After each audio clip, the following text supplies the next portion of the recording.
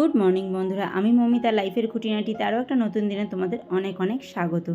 তো চলো আজকের দিনটা শুরু করে দিলাম। আজকের দিনটা হচ্ছে বৃহস্পতিবার।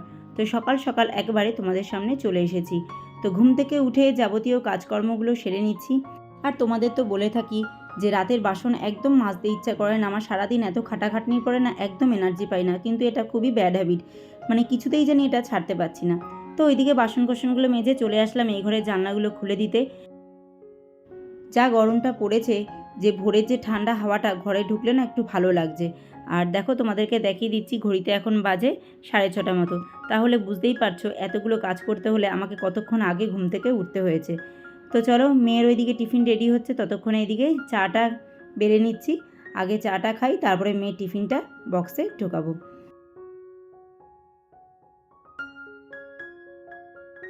তো আমাদের চা খাওয়ার সাথে সাথে আমার মেয়েরও ভাত খাওয়া হয়ে গেছে। আর এই যে চাউমিনটা টিফিন বক্সে ঢুকিয়ে নিয়েছি। আর দেখতেই পাচ্ছ জায়গাটার কি অবস্থা, কিন্তু এখন আর কিচ্ছুতে হাত দেবো না। এখন আগে ওকে স্কুলে দিয়ে আসবো, তারপরে বাড়ি এসে জায়গাটা পরিষ্কার পরিচ্ছন্ন করে নেব। কারণ সকালে উঠে এত তাড়াহুড়ো থাকে, তোমাদেরকে কি বলবো। আর দেখতেই পেলে কতগুলো কাজ আমাকে সারতে হয়। তো মেয়েকে স্কুলে দিয়ে বাড়ি চলে এসেছি। আর এসে এই যে ঘরের পর্দাগুলো সরিয়ে দিচ্ছি। আসলে এই ঘরের জানলা দরজা সেরকমভাবে খোলা হয় না, যেহেতু এসি চলে। আর আমি যখন উঠি তখন মানে কর্তামশাই মেয়ে দুজনেই ঘুমায়, তো সেই জন্য এই ঘরে আর কিছু নাড়াচাড়া করি না। ওই মেয়েকে স্কুলে দিয়ে এসে তারপরেই সমস্ত কিছু করতে থাকি। তো দেখো জানলাগুলো খুলে দিলাম। আর দেখতেই পাচ্ছ বাইরে থেকে রোদ জানি গিলে খেতে আসছে, কিন্তু কি করব, জানলা দরজা না খুললে তো আবার গুমোট হয়ে যাবে। তো সেই জন্য জানলাটা খুলে দিলাম। তো চলো এবার বিছানাটা গুছিয়ে নিই।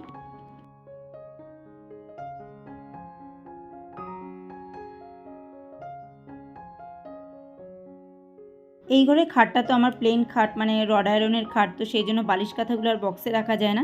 তো এই দরজার পেছনে এই টুলটার ওপরেই গুছিয়ে রেখে দিই।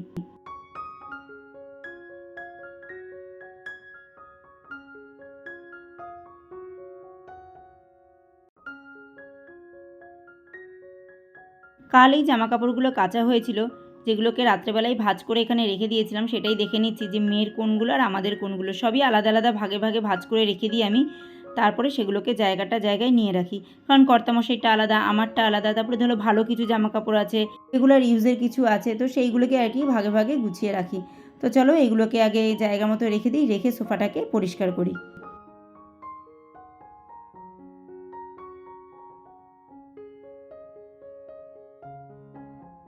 তারপরে চলে এলাম রান্নাবান্নার দিকে। আজকে করব হচ্ছে সয়াবিন আর মাছের ডিম দিয়ে আলু ভেন্ডি দিয়ে একটা তরকারি।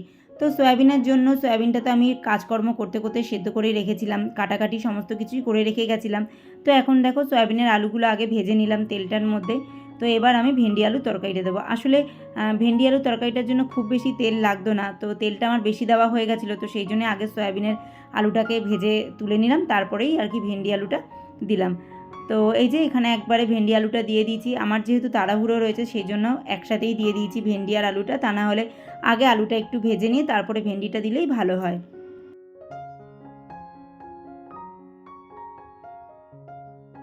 ভেন্ডি আলুটা মোটামুটি হালকা একটু ভাজা হয়ে গেছে। এর মধ্যে একটু নুন, একটু হলুদ আর সামান্য একটু জিরে দিলাম। আর সামান্য একটু জল দিয়ে এটাকে ভালো করে কষিয়ে নেব। আর দু একটা কাঁচা লঙ্কা এর মধ্যে চিড়ে দিয়েছিলাম, ব্যাস। আর কোনো মশলা এর মধ্যে যাবে না। তো একটু কষিয়ে নিয়ে এর মধ্যে জল দিয়ে দেবো। আর খুব বেশি মাখা মাখা তরকারিটা হবে না, যেহেতু গরম পড়ে গেছে, যত পাতলা খাওয়া যায় ততই স্বাস্থ্যের পক্ষে ভালো। তো সেই কথাটা মাথায় রেখে একটু পাতলা ঝোলই করলাম। আর সাধারণত ভেন্ডি আলুর তরকারিটা না একটু পাতলা পাতলা খেতেই ভালো লাগে।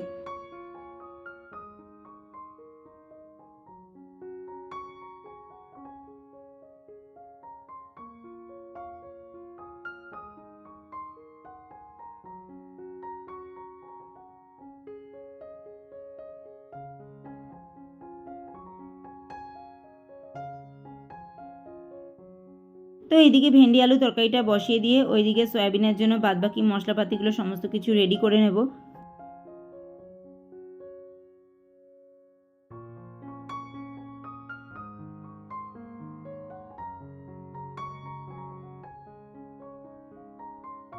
আমি সাধারণত রসুন আর আদাটা এর মধ্যেই আর কি একটু থেতো করে দিয়ে দিই। আমার ওই যে ঘষনি আছে না, তাতে জানি ঘষে দিতে গেলে আঙুলের মাথাগুলো মানে ছিলে ছিলে যায়, কেমন একটা খসখসে হয়ে যায়। তো সেই জন্য ওটাকে এখন আর খুব একটা ইউজ করি না, খুব কমই ইউজ করি, এর মধ্যেই আর কি থেতো করে দিয়ে দিই। আর দেখো এই জায়গাটাকে একটু ভালো করে মোছামুছি করে নিচ্ছি। রান্না প্রায় আমার শেষ পর্যায়ে চলে এসেছে। আর জলের বোতলগুলো এখন থেকেই রান্নাঘরেই রেখে দেবো, কারণ ডাইনিং টেবিলে রাখলে সেকেন্ডের মধ্যে বোতলের জলগুলো গরম হয়ে যাবে, কারণ বাইরের থেকে সম্পূর্ণ তাপটা আসে আর রান্নাঘরের দিকে একটু রোদের তাপটা আমার কম আসে। তো ওইদিকে কড়াইতে আমার রান্নাবান্না বসানো রয়েছে, মানে শেষের দিকে রান্নাটা হচ্ছে, মানে সয়াবিনটা রান্না হচ্ছে আর কি। তো ততক্ষণে ভাবলাম চলো আমি মোছামুছিটা সেরে নিই, কারণ আমার তো আর কোনো কিছু ফোড়ন দেওয়ার নেই কিংবা প্রেশারে সিটি টিটি দেওয়ার নেই যে ছিটকে টিটকে এইদিকে আসবে। তো ওটা ফুটে গেলেই নামিয়ে দেবো, তো সেই জন্য এইদিকে ভালো করে গ্যাসের স্ল্যাব ট্ল্যাবগুলো মুছে নিতে লাগলাম।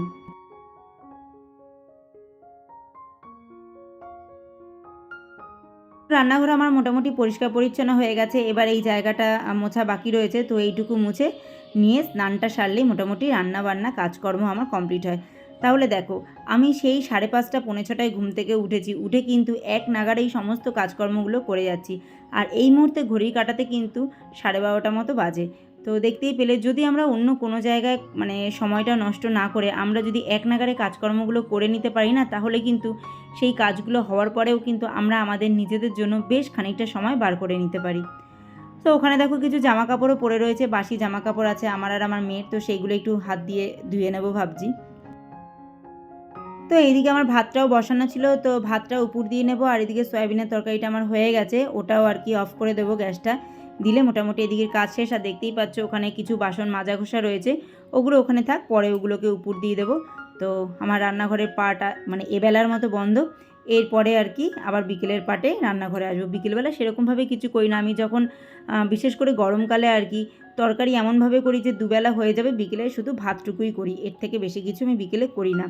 তো এই যে দেখো ভেন্ডি আলুটা যেমন পাতলা ঝোল হয়েছে, কিন্তু সয়াবিনটা একটু লাল লাল ঝোলই হয়েছে। একটু লঙ্কার গুঁড়ো আর টমেটোটা বেশি করে দিয়েছি বলে অত কালার হয়েছে, কিন্তু একদম হালকা মশলাতেই করেছি, খুব বেশি মশলা দিইনি। তো এই হলো আমার ভেন্ডি আলুর তরকারি। আর ওই যে বাটিটা দেখলে ওতে ছিল হচ্ছে মাছ, মা দিয়েছিল।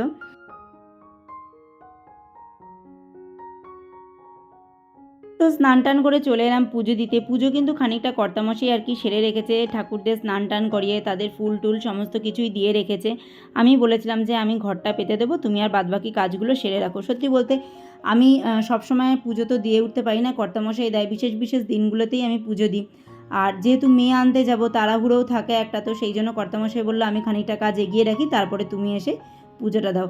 আর চেষ্টা করি বৃহস্পতিবারে ঘরটা একটু নিজে হাতে পাতার, কিন্তু কাজের মধ্যে না এক এক দিন হয়ে ওঠে না, সেই কর্তামশাই আর কি সমস্ত কাজই করে। তো আজকে যখন সময় আছে অনেকটা তাড়াতাড়ি সমস্ত কাজবাজ হয়ে গেছে, তো ভাবলাম না আজকে মানে ঘরটা আমিই পেতে দিই।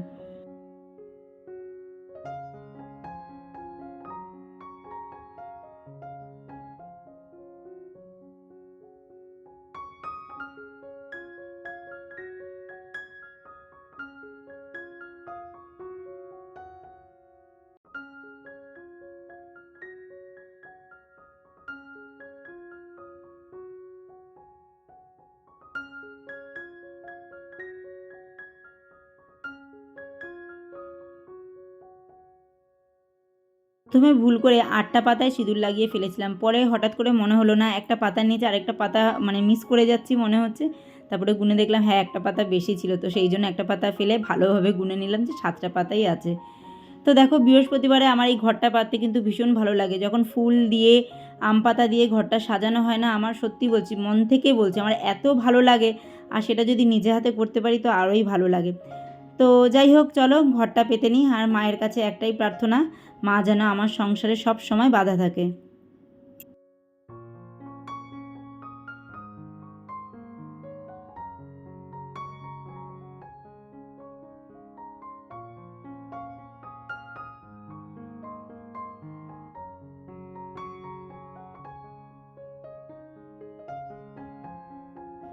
তো চলো আমার বৃহস্পতিবারে পুজো দেওয়া কমপ্লিট। আর অনেক দিন হলো গোপুসোনার সাথে তোমাদের দেখা সাক্ষাৎ করাই না, তো এই হচ্ছে আমার গোপুসোনা। আমি যেমনভাবে রেখেছি সে তেমনভাবেই আছে, আর আমার তো মনে হয় সে অনেক আনন্দে আছে, খুশিতে আছে, তাই না? তো এখন হচ্ছে সন্ধেবেলা, ভাবলাম বসে আছি, চল না যাই গিয়ে এই আলমারিটাকে আগে ঠিকঠাক করি। আসলে রেগুলার জামা কাপড় এখান থেকে টানাটানি করে নেয়, তো একদম এলোমেলো হয়ে থাকে। তো সেই জন্য আর কি ভাবলাম না জামা কাপড়গুলো গুছিয়ে নিই। তো দেখতেই পাচ্ছ বিছানার ওপরে ওরই সমস্ত জামা কাপড়গুলো রয়েছে। তো এখান থেকে কিছু বাদ যাবে আর কিছু আবার শীতের আছে, সেগুলো অন্য আলমারিতে যাবে। তো সেইভাবেই আর কি গুছিয়ে নিলাম। তো এই দেখো ওপরে ফ্রকগুলো রেখেছি, আর এইখানে হ্যাঙ্গারে ওই লেগিংসগুলো আর স্কুলের মোজা টোজাগুলো রেখেছি। আর এই যে ঝুড়িটা দেখতে পাচ্ছ, এর মধ্যে ও ডেইলি যে গেঞ্জি প্যান্টগুলো পরে সেগুলোকেই ভাঁজ করে রেখেছি। আর তার পাশে আরেকটা ছোটো ঝুড়ি দেখতে পাচ্ছ, এখানে যত ইনার ওয়্যারগুলো আছে সেগুলোকেও ভাঁজ করে রাখা রয়েছে। আর নিচটাও গুছিয়ে রেখেছি, নিচে আমার পর্দাগুলো রয়েছে, তার নিচে ওর নাচের কিছু ড্রেস রয়েছে।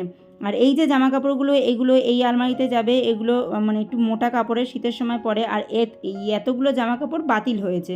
তো আমরা এখন বারান্দাতেই রাতের ডিনারটা সারবো বলে বসে রয়েছি, কারণ এত গরম পড়েছে, ঘরে আর বসা যাচ্ছে না। আর আজকে বাইরে একটু হাওয়া দিচ্ছিল, যার ফলে এই জায়গাটা একটু ঠান্ডা ঠান্ডা লাগছিল। তো ভাবলাম এখানেই আর কি ডিনারটা সেরে ফেলি। তো চলো আজকের পর্ব এতটুকুই রাখছি, আবার দেখা হবে নতুন এক পর্ব নিয়ে। তোমার সবাই ভালো থেকো, সুস্থ থেকো, সাবধানে থেকো। আর গরমে কে কেমন আছো অবশ্যই কমেন্ট করে জানিও।